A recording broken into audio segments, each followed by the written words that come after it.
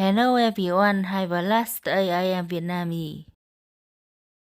Um, yeah, my name is Rahul. I am a telecoms engineer working in Dubai since 2002. I want to ask a few questions. Coming from my background, I think religion is something that following that, you're saved from having problems in your life. Yeah.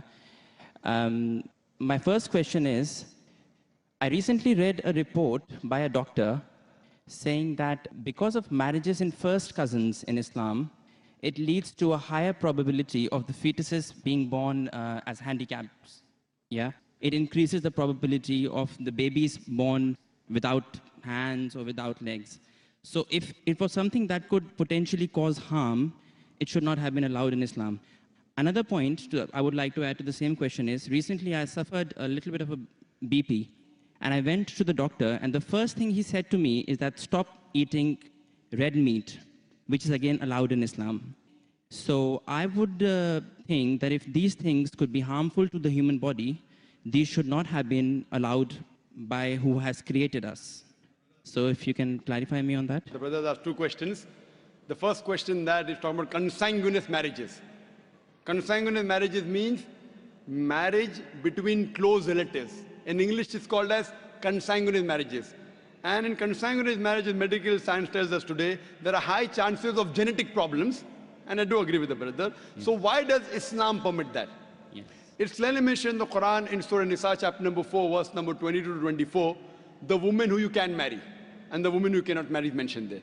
Amongst them, it's clearly mentioned you cannot marry your sister and a lady cannot marry the brother. It's mentioned. Neither the father, neither the mother. You cannot marry the brother of your father, the ladies, and you cannot marry the sister of your father. That means the important close relatives are mentioned in the Quran. Brother, sister cannot marry, son and mother, father and daughter, paternal uncle, maternal uncle can't marry. But as far as first cousins are concerned, Islam does give permission. Now, as far as consanguineous marriages are concerned, the maximum problem comes when you marry your direct blood brother and sister. Consanguineous marriage. Even if you marry your direct father, daughter, mother and son, or your uncle, the chances are also there if you marry your first cousin, but it's negligible, very negligible. So No, Islam... that's not what the report said. The report said that because of marriages in first cousins, not your brothers and sisters, it leads to this problem. And it was from a doctor. It was published in Gulf News as well, actually. Brother, let me complete. Even I'm a doctor. Ah, okay. Fine. Even I'm a medical doctor. Yeah. It means medical doctor with that doctor. Yeah. The chances in direct relatives are very high. Yeah. If a sister and brother marry, the chances are very high. Yeah. If a father and daughter are very high. You have read only one report, you haven't read the other report. Yeah. So you only read Gulf News, I read medical books. So Gulf News is better or medical books is, brother? Right, so your point is marrying in first cousins, the chances of getting problem is negligible. As compared to brother and sister. As compared to. Yes, compared to. But still there is a... Brother, will you let me complete my answer? Or? Sorry, yeah, please. So you have more faith in Gulf News? No, not really. I'm here to find the truth. That's right.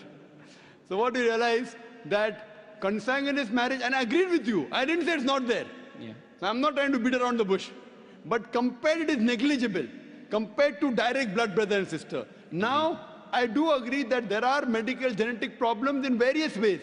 But this report is there when you have continuously generation after generation. And our beloved Prophet, that according to Dr. Ahmad Sakari says, the Prophet said, do not marry against first cousins generation after generation. If you do it once or twice, it is no problem. Yet, even if you marry not cousins also, you can get a problem. Do you know that?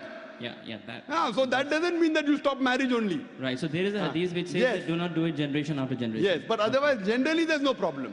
Right. Fine? Okay. So coming to your second question. Yeah. You went to a doctor and you said you had high BP. Yes. Doctor said you have red meat. Yes. So why does Islam allow red meat? Yes. You know, my friend went to a doctor and doctor said you have diabetes, don't have sugar. Brother, why do you have sugar? Right. Why? Don't have sugar. My friend went to a doctor, doctor said you have diabetes, don't have sugar. Brother, do you have sugar? Yes, of course. Why you have sugar? Stop having sugar. Yeah, well, we can live on vegetables, easily possible. Can you live without having sugar? can you live without having sugar? Even vegetarians have sugar, brother. Yeah. Are you educated? Yeah. MashaAllah. The problem is that person had a problem with his pancreas. Yeah. In the pancreas, there are islets of Langerhans which break down the sugar. Because my friend had a problem in the pancreas, he could not break down the sugar. Therefore, the doctor said, don't have sugar. Right. If you have some problem of red meat, you should not have red meat. Others can have red meat. Right. The Quran says, a general statement Quran says, eat what is halal and tayyib for you. There's a verse in the Quran, eat what is halal and tayyib for you.